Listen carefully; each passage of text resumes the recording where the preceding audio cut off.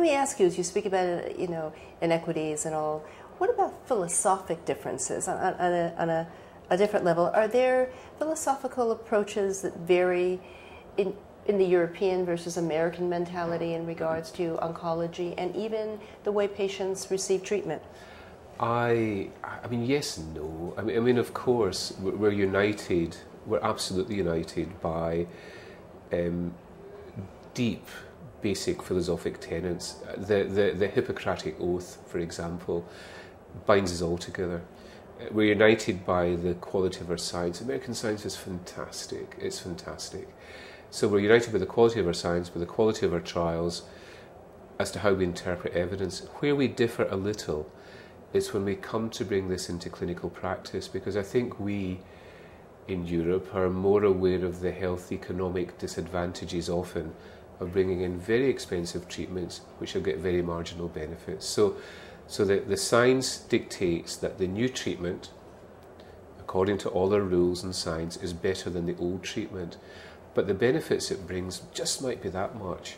And therefore I think, I work in a socialised healthcare system. Actually, I work in the National Health Service, which I know during your presidential elections was lambasted unfairly with Republican television adverts making all sorts of incredibly irritating and scurrilous remarks about the quality of the NHS.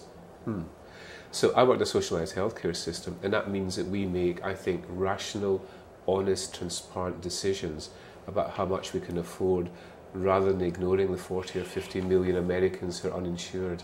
One of the clinical differences, Yeah. Well, we should get you to the States to join us on talk radio.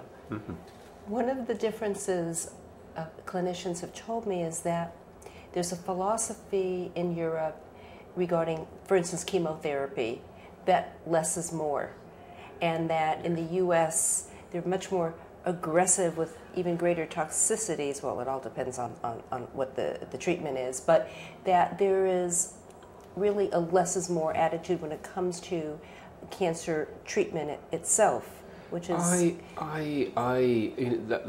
that might be an urban myth. The people I work with, my friends and colleagues, are some of the best doctors in the world at some of the best centres and hospitals, and these are logical, intellectually driven people, and you wouldn't find a hair's breadth of difference between us. What happens out there in the world of unknown of, both our sets of community practice, I've no idea what goes on. And you may or may not be right, but it's starting to take on the shape of an urban myth.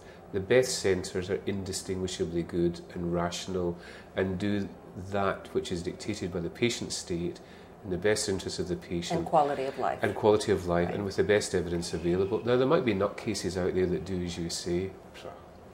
What is the relationship between, let's say, the European Society for Medical Oncology and ASCO, the American Society of Medical Oncology?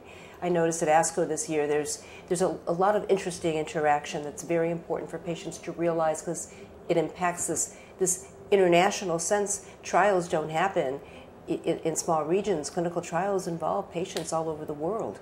Yeah, we don't like ASCO. We love it. So the relationship between ASCO is very strong indeed, and I'm very delighted to welcome George Sledge, my sort of fraternal co-president from ASCO, and we're sharing and chairing a symposium tomorrow.